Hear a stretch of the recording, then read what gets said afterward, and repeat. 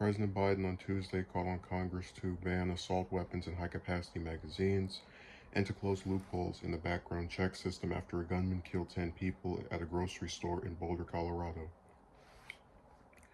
I don't need to wait another minute, let alone an hour, to take common sense steps that will save lives in the future and to urge my colleagues in the House and Senate to act, Biden said in remarks at the White House following Monday's shooting.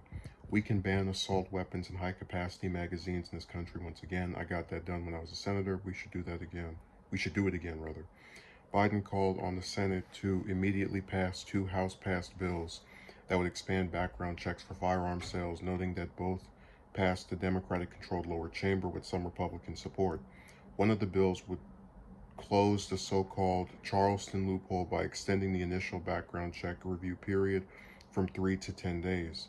The bill is linked to a 2015 shooting in Charleston, South Carolina, in which a white supremacist killed 9 black Americans at the Mother Emanuel AME Church.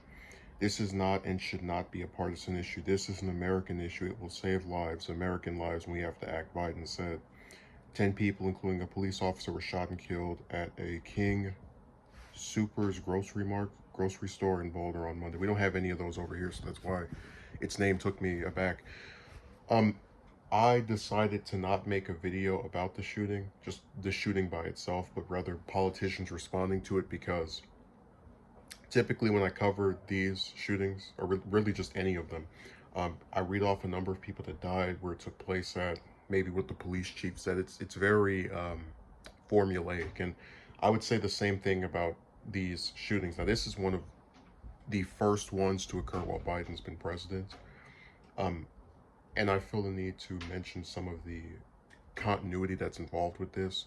So people voted the Democrats into power in the Senate during the previous election with the intent of having some sweeping change and, massive difference in laws. And to see the background check bill still possibly not get through the Senate, even though the Democrats have a majority, even though it's a slim one, is just more confirmation of this goalpost stuff I was talking about, where you vote for these people and you put them in office at least to where they have control of something, nominally, and then the goalpost gets raised even higher. It goes from, we just need to have control of this chamber to actually get something done, to, oh no, now we need this number of seats.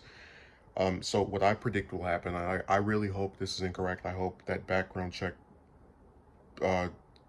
double bill, or the two bills that were in the House, both pass in the Senate. But what I believe will happen, and I really hope I'm wrong, is they'll both go to the Senate and get voted down because of Manchin, Sinema, one of those two. Because I know Manchin said something, and I'll try to see if I can cover him as well.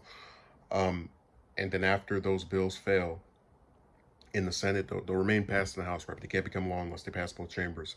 You'll have Biden come out and say, this is so egregious, and blah, blah, blah, and then nothing will happen until there's another shooting, and then people will say we need more background checks.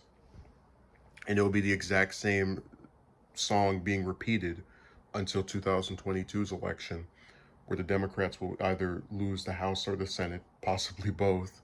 And then when there's a shooting during the 2 years or however longer that they don't have control of government entirely, what will they say? Oh, well, you need to give us back the House or Senate so we can do so. But you'll know that that's BS, or at least you should know at that point, because when they had control of everything, they didn't pass any gun laws.